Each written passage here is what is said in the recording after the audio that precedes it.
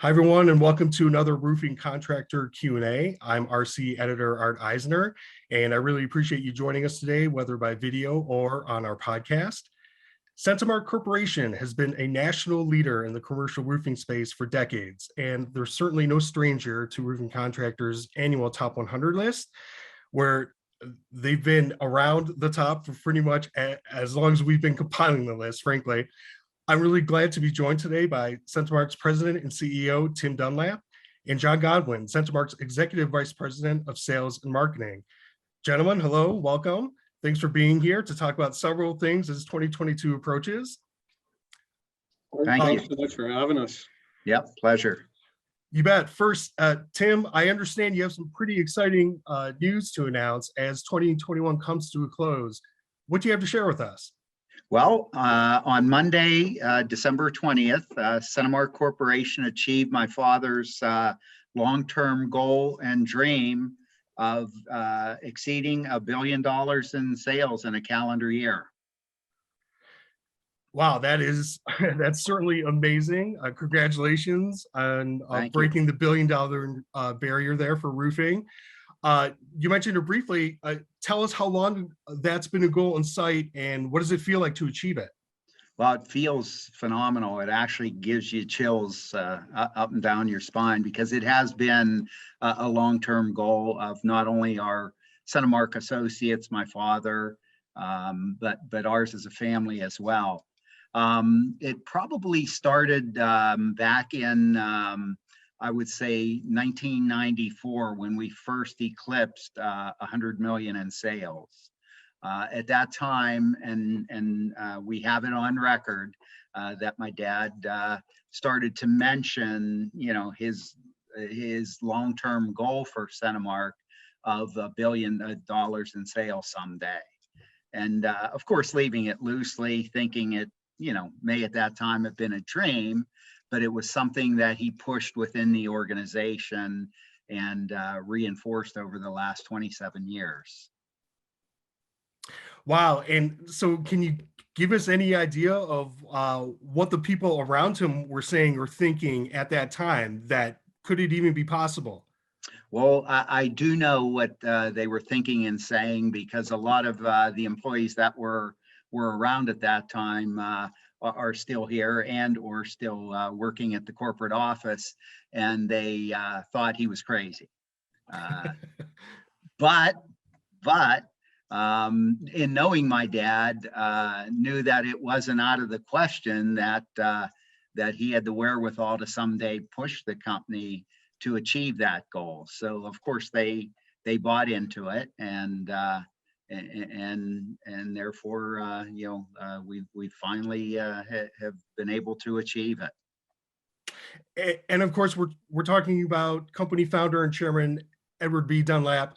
I know that he's going to have some remarks as well once this is made public to the employees and everyone else. But from your perspective, can you share what it's like to see him achieve this kind of a goal, especially what you just said about how crazy people I thought he was about it?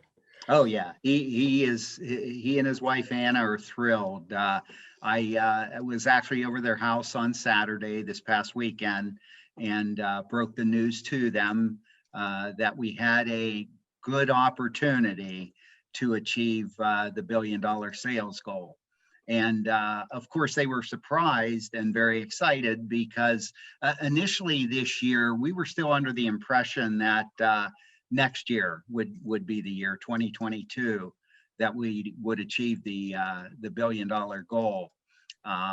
But with some good luck this year from a sales standpoint, and the employees, obviously pushing towards that goal, we were able to achieve it in a little bit earlier time frame. So they again were just thrilled, very emotional, very ecstatic about it.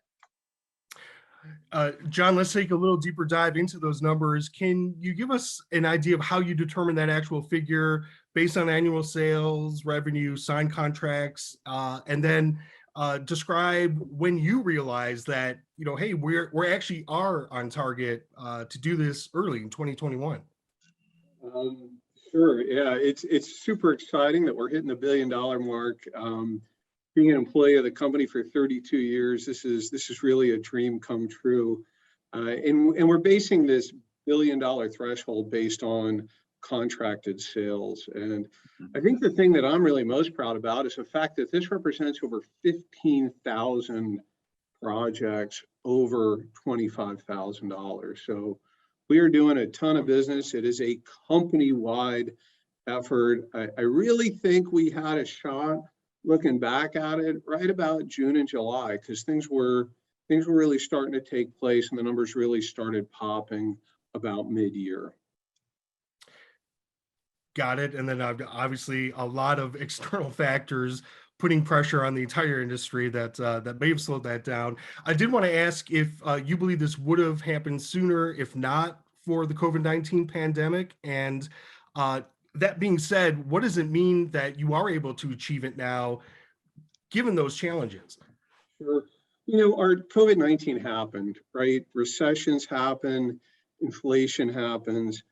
I think the sign of really any well-managed company is how that company reacts to those situations. So as an organization, we knew there were new things going on in the marketplace with COVID.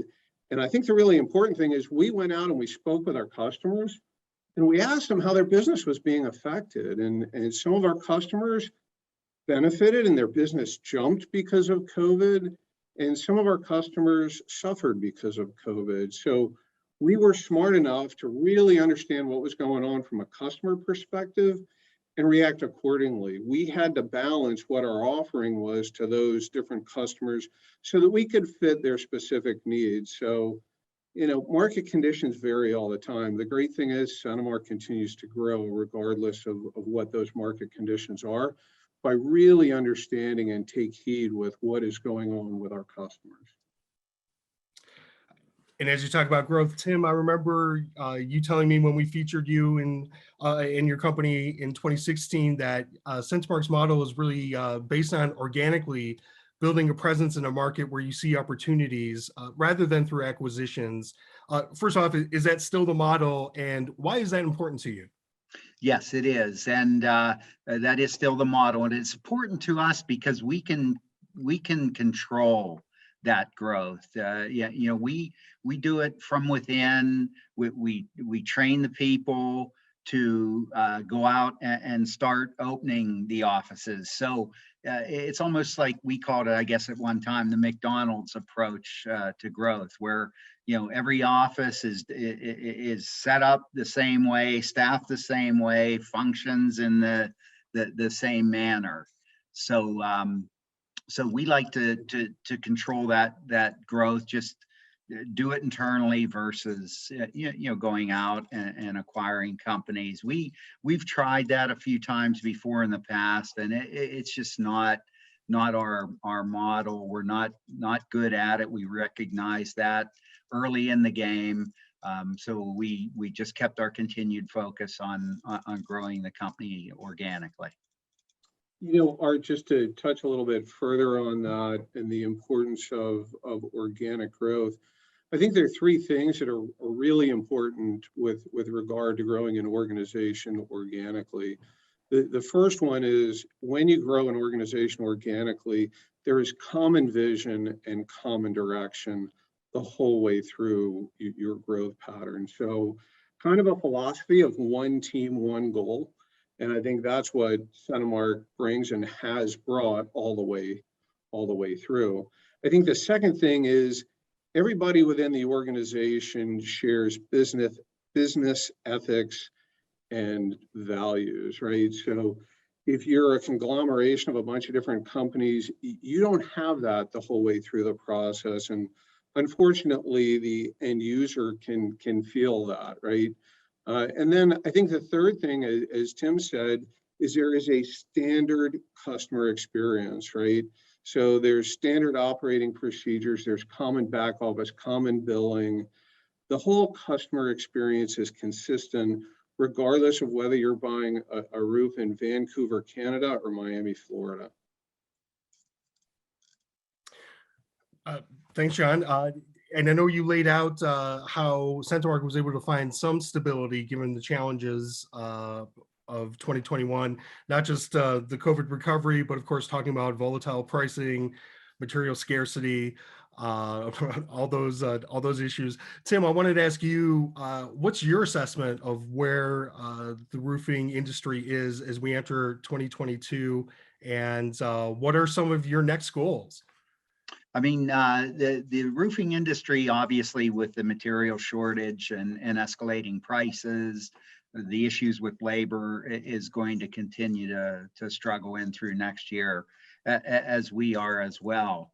As far as our goals go, in light of the $1 billion in sales, certainly, our long-term goal would naturally be 2 billion.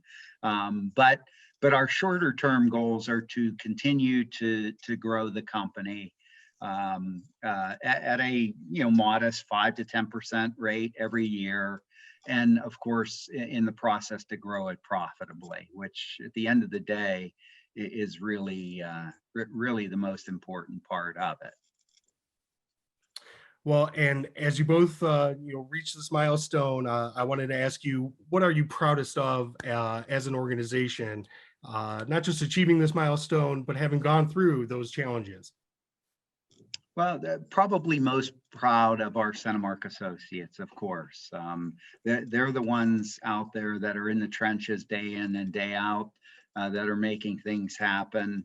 It's easy from a corporate standpoint, like I always acknowledge, like the Wizard of Oz thing, where you're standing behind the curtain and pulling all the buttons and flipping all the switches, and that's all well and good. But at the end of the day, it's the CentiMark associates that are getting the job done out in the field, that are really making it happen. Yeah, sure. I mean, I think the things that I'm the most proud about having gone through this really are three things. Number one, despite the difficulties and the economy and everything that's going on, Tim and CentiMark has remained constant with our overall direction. And number one, we're putting customers first, right? Number two, as Tim said, treat employees well. He treats all of us like family. And number three, this is something Tim didn't mention, and it doesn't come out very often, but CentiMark takes a very philanthropic approach to our business. And we feel like it's very, very important to give back to our community, not just in the Pittsburgh market, but everywhere across the country, all of our offices. We believe that we have tremendous responsibility as an industry leader, and part of that responsibility is being a good citizen and a good steward of what it is that we've been able to accomplish. All right, John, where can people find out more?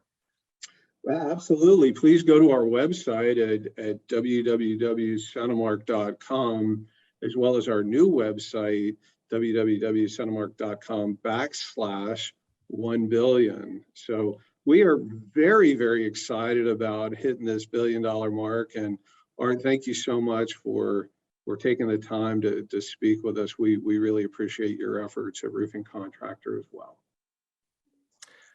You bet. Tim, John, thank you very much for your insight today, and congratulations again. And thanks to all of you for joining us.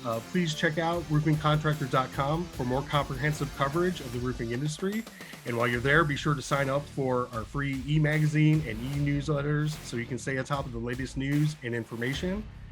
Stay safe, and we'll see you next time.